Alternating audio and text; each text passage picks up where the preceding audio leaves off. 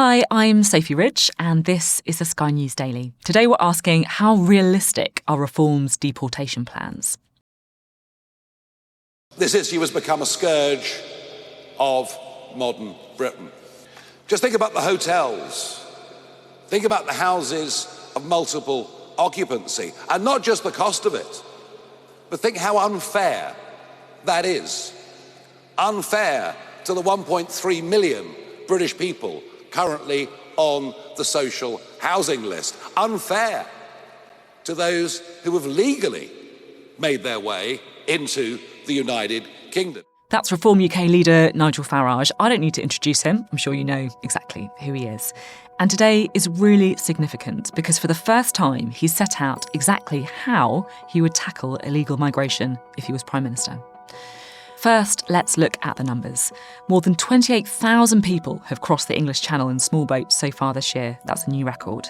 212 people arrived on Sunday alone in 4 boats, making the total 46% higher than by the same date in 2024. And look, a lot of people are angry. It's been a summer of protests outside hotels housing migrants like this one. Save our kids! Save our kids! Save our kids! And save our kids! Now, Labour agree it's a problem. They say they're the ones, though, with a plan to smash the smuggling gangs with a new agreement to return people to France. But it's obviously an issue that Reform are trying to capitalise on, and the polls show it's working. They've only got 4 MPs, but they're up to 30% in the polls. So it's really important to take their plans seriously and to scrutinise them. Is this going to work? Well, to try and find out the answer to that, we've got our very own deputy political editor, Sam Coates, with us. Good to see you, Sam. Nice to be here. And particularly good to see you on a day like today, because look, this is the big Reform idea on their number one issue, the issue that they think is going to win in the next general election, right? So it can be more important for the party and for the leader. What are they saying? So Nigel Farage gave a huge press conference outside Oxford today in order to set out their plans that they say are part of Operation Restoring Justice to deal with the small boats crisis and to, as they would characterise it, get back control of Britain's borders. We heard some policy specifics today, but that isn't the big point, the big political point that Nigel Farage is trying to achieve today. It's much more about grabbing the conversation, grabbing the microphone and challenging both the Conservatives and the Labour Party. That's the goal, but he did it by setting out a whole load of policy specifics. Yeah, it's interesting when you just say that, actually, about grabbing the microphone, because it feels to me like, look, the election's a few years away. They're not going to be able to enact this tomorrow, but it's about shifting the debate and the conversation as well, right, onto their terrain. 100%. Giving an hour-long press conference, which I don't think I've ever seen Keir Starmer do, and I certainly haven't seen Kemi Badenoch do. We're pro-big press conferences, by the way. We are big like fans those. of big press conferences on a day which is just on the cusp of back to school, on an issue that's been really hard for all the main parties, is classic Farage. Like a magician with his prestige, if you look at the policy detail, you miss how he does his trick and grabs the agenda, as he has done so often in the past. So what he's saying is that in the next Parliament, providing Reform UK are the government. Now, that's a big if, and it's quite interesting. He sort of, has to be taken as read for all of what he's about to say. That's a big thing for a party with 4 MPs to say. If Reform UK are the government, then they will deport, over the course of 5 years, 600,000 people. They will have 5 deportation flights a day. They'll set up something called UK Deportation Command. They say it will cost 10 billion over 5 years. Interestingly, that figure is a net figure, net of what they say is the £7 billion a year illegal migration costs the country, costs the taxpayer already. If you're here illegally, you'll be given 6 months to basically, and this is Nigel Farage's term, self-deport. You'll be given £2,500 and a seat on a plane if you go for that option. If not, they say, Zia Youssef and Nigel Farage say, that you will be arrested and taken out of the country and never allowed to return. And the way that they will do this is to withdraw from a whole series of international conventions, not only the European Convention of Human Rights, but Nigel Farage also says that he will disapply, slightly different than that, disapply the 1951 Refugee Convention, the UN Convention Against Torture, and the Council of Europe Anti-Trafficking Convention. So that gives you a sense of the picture. In order to get those people back to their countries of origin, though the UK, would negotiate a whole series of returns agreements, which he says can be done even with countries like the Taliban-run Afghanistan. I guess my question is the argument basically over? Because it felt like a little while ago we were talking about whether it was right to deport asylum seekers, whether they should be described as asylum seekers. But we are obviously seeing record numbers of people on the beaches, in small boats, and most of the mainstream parties now are saying that this is an issue that needs to be tackled. So is that argument basically done? There are so many traps when analysing a policy like this. So many areas where people will accuse you of distorting or putting the wrong emphasis. But one of the ways that you can reliably try and report on politics is work out what areas are matters, as you say, of consensus. And I think it is fair to say right now that the Conservative Party, the Labour Party and Reform UK would all agree that the small boat situation is something approaching a crisis. And all three of those parties would say that deterrence needs to be in the mix for the way that you basically scare people off from coming over. You make it clear that it's not going to be worth their while. If they come over, there will be consequences, and those consequences will be negative. So I think one of the things that Nigel Farage is doing is he is trying to own, and listeners will decide whether or not they think he's doing it or not, but he's trying to own a bit of the consensus that there is, and then also own and highlight the gaps between his party and other parties. And this is where, like him or loathe him, there was quite a lot of nuanced, skilled politics in what we saw and in the way that he goes about it. And he doesn't have a record like the other parties, right, on this. So it is easier for him to make these big promises, you know? Of course, he doesn't have a governing record. And I am not here to be Nigel Farage's spokesman, but he would say he does have a track record of highlighting the problems perhaps before the media and other political parties would raise them. He repeatedly talked about how in 2019, 2020, he was raising the issue of small boats before they became as big as they were. Now, quite easy, low-cost thing for him to do at the time. It was an easy, low-cost bet, arguably, that has paid off for moments like today. And what did you make of the language he used around it then? This is one of the two massive things that he was trying to achieve. My argument today is about language and it's about the law. On the language, three of the parties would agree that there's a crisis, but I don't think the Conservatives or the Labour Party would use the same type of language that Nigel Farage does. He talks about, and just as I say these words, I want you to think, does Keir Starmer say this? Does Kemi Badenoch say this? Britain is a country being invaded. Right, you don't hear the other two saying that. He talks about fighting age males. People might think that's very loaded. Being paid by the taxpayer to perform leisure activities and wellness activities. You might get the Tories saying that. The promise from Reform UK is to send them back from the countries they come from. Right. I think that kind of phrase can have resonance and in a programme of what they would call mass deportation.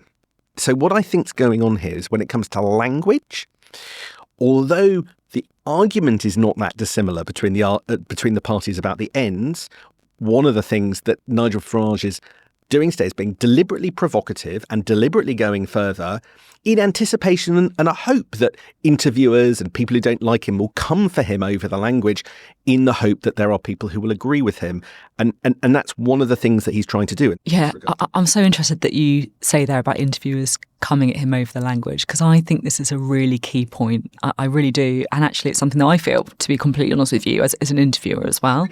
It's really hard and you've got to get the tone right. And you see it all the time, people falling into the traps that they hope you will, because they want to portray us, right, as the MSM, the mainstream media, part of the blob, part of the establishment, the London metropolitan elite, right? So if we go over him, if we talk too much about the language, then you miss the policy. How we might talk about and report something today is so different from how we would have done in 2016 and 2013 and 2008. And what we would have said caused a row then arguably doesn't. And I think that's because we've changed, and I think the public's changed, and I think politicians have changed.